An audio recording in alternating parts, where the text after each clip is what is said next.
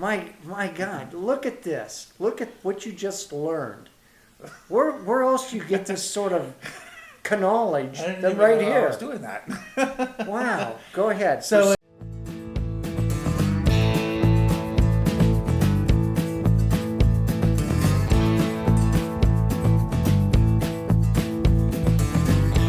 coming to you nearly live from my home studio in Greenville, South Carolina, I'm Russ Heaps. This is Beer to Whiskey, and this is my good buddy, Big John Richards.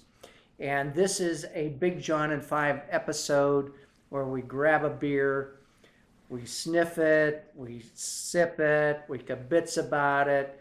John sometimes tells us a little bit about the brewery, sometimes shares a little bit about brewing history, and we drink beer. Do we not? we do. We do. And They tell us we do. I know. Having said all that, I'm going to toss to John, even though John did not pick this. I brought it back from a recent trip to Knoxville, Tennessee, which I have to tell you is becoming a really good craft beer city. But John, what do we I have? was noticing some of that last time I was up there, that the scene was really starting to grow and come to its Oh own. yeah, big time. And there's some really good stuff up there now. This is brand new to me. I've not seen this brewery before. It's Zool, which is X-U umlaut. L. There's an umlaut There's an umlaut. over the U. Right. But I'm assured by their website that it's pronounced Zool and may, in fact, remind you of some 80s movie or a 90s video game. It's hard to say. It's Zool is the gatekeeper, the key holder, or Right, something. yeah, There's right. something. It's There something. is no Dana, only Zool. Only Zool. Right. I wonder if that's trademarked. Probably not. Probably not all that. If it did, these guys would probably have a beer named that. Right. So this is called Kings and Pawns, which is a Napoleon Bonaparte quote, which was made famous in Count of Monte Cristo, which is in life we were all kings or pawns, emperors or fools. And so, of course, every Russian Imperial Stout has to make some sort of reference to a king. My God, look at this. Look at what you just learned. Where else do you get this sort of knowledge I didn't than even right know I here? was doing that. Wow. Go ahead. So proceed. in any case, when you do a Russian Imperial Stout or an Imperial Stout, you typically try to name it after a king or a queen or reference a king or a queen in there. And so, of course, they've done that here, which I think is great. And this is a 10.1 Imperial Stout with coconut and hazelnuts. I forget where I saw it. 10.1. Very excited about this. It's a relatively new brewery. I'm pretty sure they were not there when I was up there with the dearly departed beer store we will not name, or we might name. Casual pun. But that was 4 or 5 years ago, and I think they're newer than that. Yeah. But I'm very excited for this beer. Their beer is getting a lot of great press that I was able to dig up while looking up this too. So I'm really I'm thrilled to be sharing this with you, Russ, and I'm excited to see what happens. I'm excited as well. I was in Knoxville about 3 weeks ago, and a couple of fraternity brothers and I did the Knoxville beer tour. And there are a couple of beer tours in Knoxville, but the Knoxville beer tour is the premier one. That's the one you want to go with.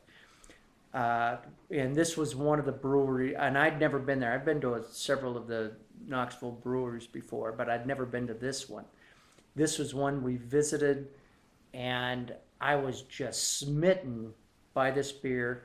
And thankfully, they had it in bottles that you could buy and take out with you. So, Excellent. Let's proceed. Well, let's do it. Get Buddy in action here. And also, I just want to say, stand by, John. Go ahead. Oh, did you want me to stop? No, just stand by. Standing by. Stand by. We were on this beer tour because my fraternity brother Hal lives in Knoxville. And so that's the only reason why we actually have this, is because he took us on this tour. And because of that, Hal, Well, salute. We salute you. Okay. Onward and upward. Very good. I Look at, there's no head on am this impressed whatsoever. by the lack of carbonation on a relatively new beer. That's a sign of probably good things to come. I don't know how much is left in this bottle because it's black as night coming out. Don't short yourself, John. I'm doing my best. Okay. Thought I was gonna get like only about 8 or 9 ounces out of this thing for each of us, but yeah, and that's what I'm doing. It just feels like I'm filling up the glass a lot more. It's a 16.9 ounce. There. I was gonna fix that. Wow, you did. I was gonna, And we got to kiss the bottle goodbye. right? Mm-mm-mm-mm-mm. Well, let's find out how the actual beer tastes. Text Miss So, yeah. Lily. Oh, wait. Yeah. There you go. We have to look We're each other in learning. the eye or else if we're going to have bad luck. I know. I can't You- imagine that, but Cheers the person. If you cheers the person, you have to look them in the eye when you do it, or it's 7 years of bad sex. oh, bad sex. Right, Oh shit, yeah. that's worse than bad luck. I know. Oh man, okay. I got it. You can really, the toast of the coconut is foremost. Well, it's a sweet stout too, so they're starting with lactose in there, so it's going to be richer. There than is usual. lactose in there. Now I know I remember now exactly why I bought this bottle of beer. I had a little, like maybe a 10-ounce glass of this at the bar. And yeah, oh wow. I couldn't drink more than one of these. But That is really rich. Mhm. And that there's a big hazelnut thing going on in there too. It does Wow. not taste like Coppertone. It does not, and it's like it rolls off your tongue and down your throat like sap coming down a tree. Yeah. It is a big, big, big mouthfeel. Yeah, it's a very slow moving bowling ball. That is a big beer. Oh, that's really wonderful. This would make a fantastic dessert beer. It would. You could put this over ice cream. Oh yeah. Oh yeah.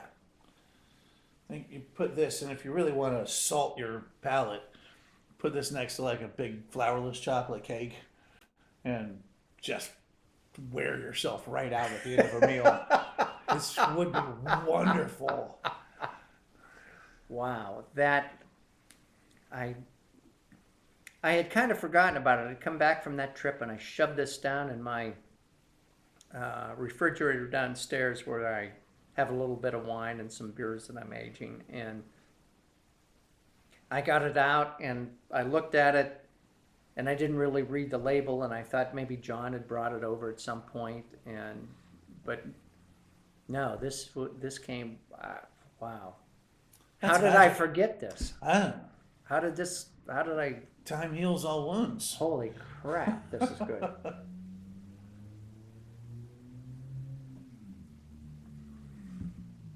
Yeah, they're such big.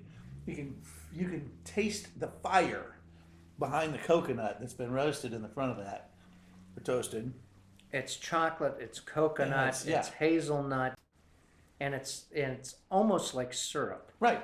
I feel like I could, if it hadn't already come out of the refrigerator, that I could put this in the refrigerator, that would solidify and turn into a candy bar. Oh yeah, or put it in the freezer and it'd turn into Right. yeah, a fudge pop or something. Yeah.